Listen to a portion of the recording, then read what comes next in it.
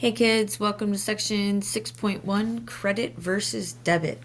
Today we're going to learn how to determine the differences between debit cards and credit cards.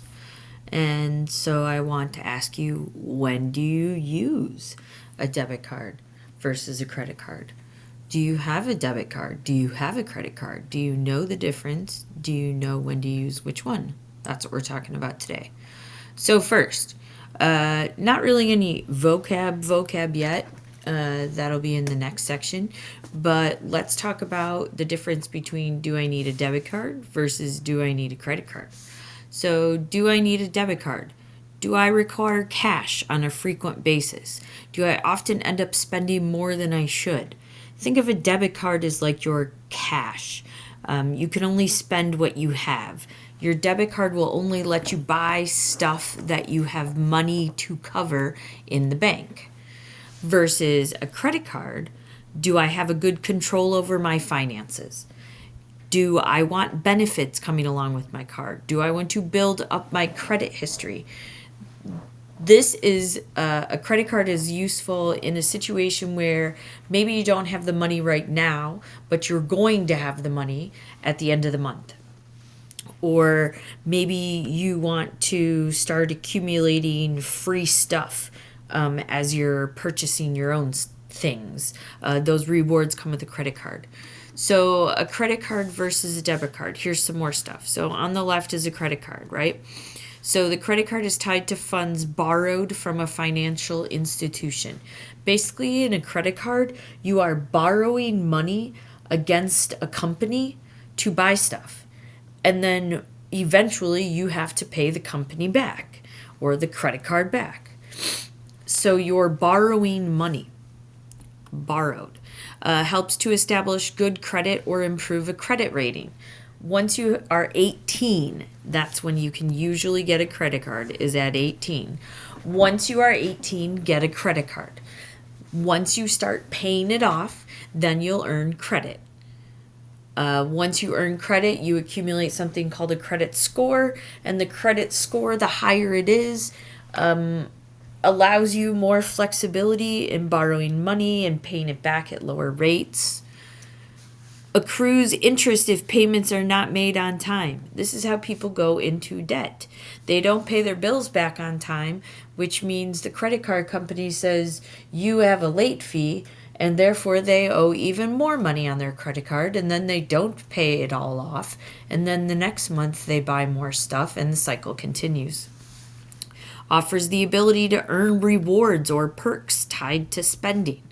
Well, I have a credit card that every dollar I spend earns me a point, and all the points accumulate, and I eventually get money off of a next shopping trip. This is great for large purchases or travel. If you don't want to carry a bunch of cash around with you and you're going on vacation, you might consider a credit card.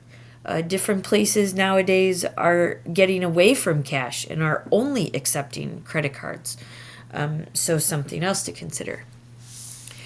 On the other hand, we have a debit card. A debit card, you don't have a certain age, although usually you're maybe 16, have a job, and so therefore you need to put your money in the bank. For example, my son just opened his first checking account, therefore he got his first debit card. The reason he did it now is because he got his first job. And his job is going to need a place to direct deposit the money, and that's going to go into a checking account, which he can then get money out using a debit card. So a debit card is tied to an individual's personal checking account. So like my son opened a checking account, his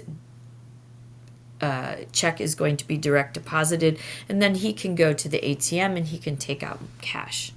It has no impact on your credit score, so it doesn't matter how many debit cards you have. That won't affect your credit rating. It doesn't typically offer rewards for spending, so you don't accumulate points when you have a debit card. Requires a PIN for debit transactions. This is a 4-digit number that is personal to you that you should never share with anyone. You can decline purchases that exceed the available funds in your account, making overspending less of a likelihood. So, for instance, with a debit card, if you have $100 in your checking account, you can only spend $100 at the store.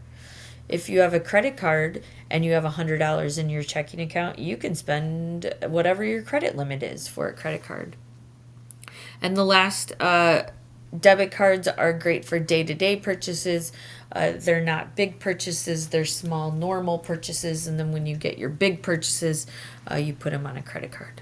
So those are some examples. Let's look at some scenarios and you decide if that's describing a debit or a credit card. So read each scenario and decide whether it would be more appropriate to use a credit card or a debit card. Justify your choice. So part A, Sally goes to the bank machine and withdraws $50 from her bank account using her card. Well, this is a debit card situation because she's taking cash out at the ATM. Cash out at ATM. It's also coming right from her bank account, and so that's another strong indication that it's a debit card. Letter B, your mom makes you get your hair, or takes you to get your hair cut. She pays with a card and tells you that she'll pay for it at the end of the month when she gets her bill.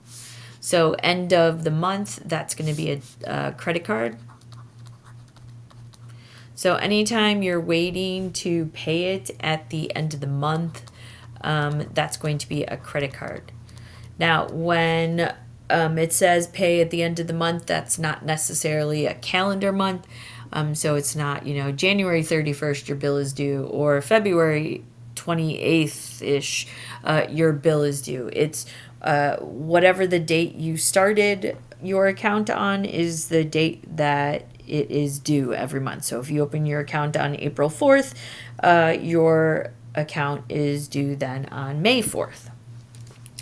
Letter C, you go to the dentist and your dad pays with a card. The card is connected to money found in his checking account. So money found in his checking account is going to be a debit card. So we'll put a bank account. I'm just going to put the things here that are going to justify your answers. Letter D, Michael received a monthly bill for his card. He has used the card a lot this month and is unable to pay off the total bill. He is very unhappy because he is going to have to pay interest. So anytime you are using interest or having to pay interest, that's a credit card. That interest is a late fee, and the late fee is because you didn't pay your bill on time. So interest... and that's like a late fee. Now you do get a monthly credit card or a monthly debit card statement from your bank. So just because it says they're paying at the end of the month, that's different than seeing, for instance, how much money you have in your account on a monthly statement. So different ideas. Letter E, your dog has heartworms. Your dad pays for the visit to the vet and the medicine with his card. He knows the payment will be accepted because there is enough money in his bank account to cover the costs. So again, it's connected to a bank account. He also knows that he has enough money in there. And so remember, with a debit card, you can only spend the money that you have. And so if he knows he has enough money, then that's going to be connected to a debit card. So again, this is from a bank account. And the fact that he knows that there's enough money in there means that he's only spending what he has. Letter F, your mom buys you school supplies with a card. The bill for your school supplies shows up on her monthly card statement. She can pay the bill in full and does not have to pay interest. So the fact that she's not paying interest and it's coming on a monthly card statement shows that it's a credit card. We'll put no interest, end of month.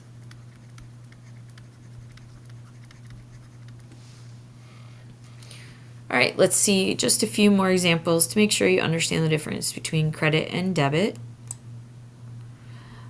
Also, I put down here a picture of a debit card. Sometimes debit cards can have credit card logos on them.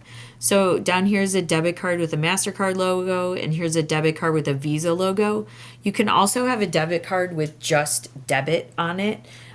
So kind of be aware that there are different kinds of debit cards.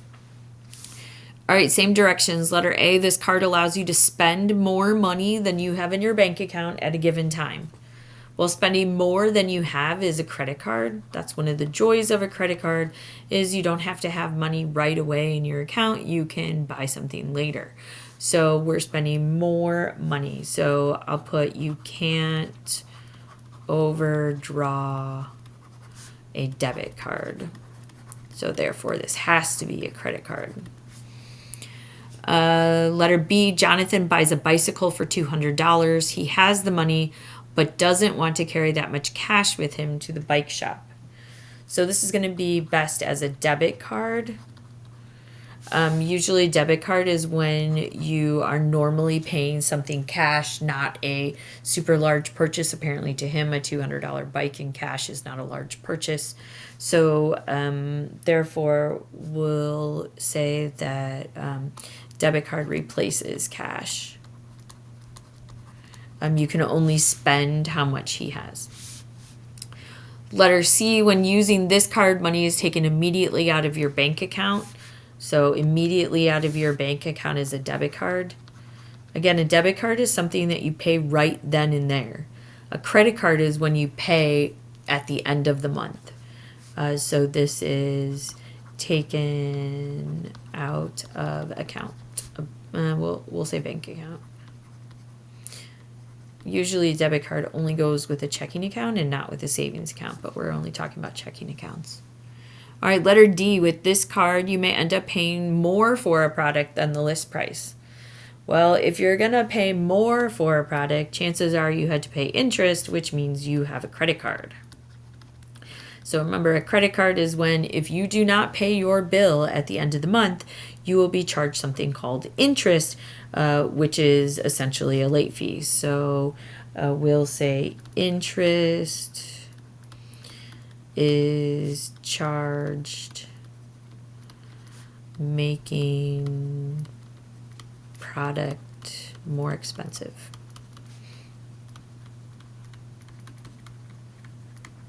All right, letter E.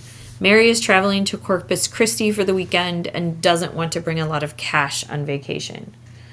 So if you're trying to do something instead of cash, then chances are you're talking about a debit card.